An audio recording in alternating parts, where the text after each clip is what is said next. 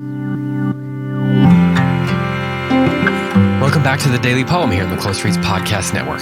I'm David Kerman. Today's poem is from Ted Kooser, an American poet born in 1939 who served as poet laureate from 2004 to 2006. He was one of the very first poet laureates selected from the Great Plains.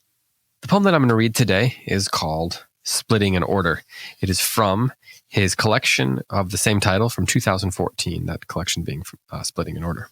I'm actually reading it out of a collection that came out last year called Kindest Regards, New and Selected Poems. Great book. If you get your hands on that, I highly recommend it. This is how it goes. I like to watch an old man cutting a sandwich in half, maybe an ordinary cold roast beef on whole wheat bread, no pickles or onion, keeping his shaky hands steady by placing his forearms firm on the edge of the table, and using both hands, the left to hold the sandwich in place and the right to cut it surely, corner to corner, observing his progress through glasses that moments before he wiped with his napkin, and then to see him lift half onto the extra plate that he asked the server to bring, and then to wait, offering the plate to his wife, while she slowly unrolls her napkin and places her spoon, her knife, and her fork in their proper places, then smooths the stretched white napkin over her knees and meets his eyes and holds out both old hands to him.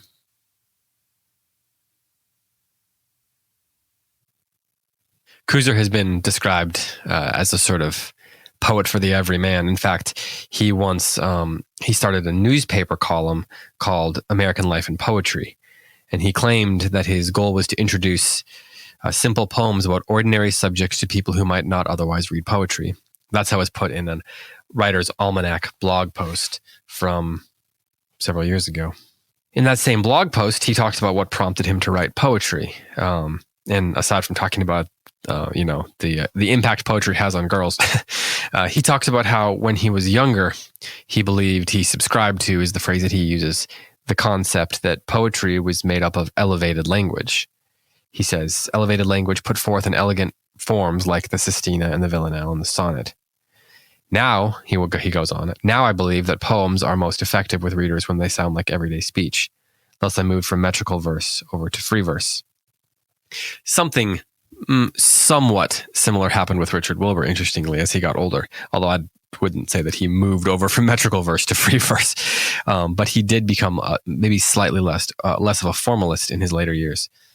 And Kooser mentions in that same interview that all of his poems come from experiences that he's had. There's no place in his poetry for fiction. He wants to attend to things that he witnesses and truthfully report back. So many of his poems are about, specific individual scenes like this.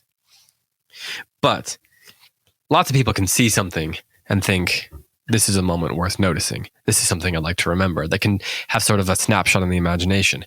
But not everybody can take that snapshot that's in their imagination and make it reimaginable for somebody else that wasn't there. And the reason that Kooser is able to do this in so many of his poems and what's on display here in this particular poem is the way he is so attentive to the little things, to small gestures, to the way little things mean big things. Or I guess it could mean little things too. But the way small gestures, small words, little things mean the poetry of human interaction. He sees that there is poetry in those little things that human beings choose to do. And he attends to those things in his poetry in a way that allows our imaginations to take hold of what's going on, to almost to feel like we've been there, as we like to say. So, for example, the little bit about no pickles or onions, that's such a perfect little side note that our imaginations can latch onto. The way he touches the glasses with his napkin, but now he's using it, as he's cutting. The way he uses both his hands. He doesn't just say it's both his hands. He's very specific about the way that this old man is using both his hands to cut the sandwich. And that specificity is meaningful to our imaginations because it's so specifically human, not in the sense that an animal can't do it, but that there is human meaning in those little things. And he's able to get that across, and he's able to get it across not in a way that's trite or sentimental, although I suppose sometimes his poems can be a tad bit sentimental, but in a way that is meaningful and allows us to linger over it as an image that is worth thinking about. So here's once more Splitting in Order by Ted Kooser. I like to watch an old man cutting a sandwich in half.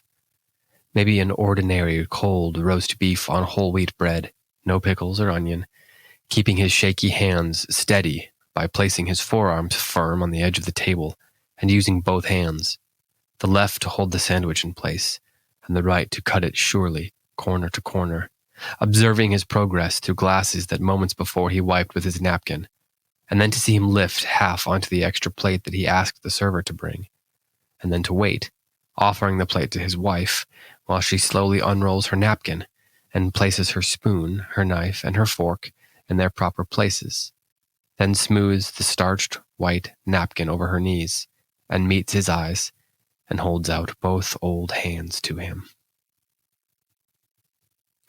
This has been the Daily Poem. Thanks so much for listening. Be back tomorrow with another poem for you.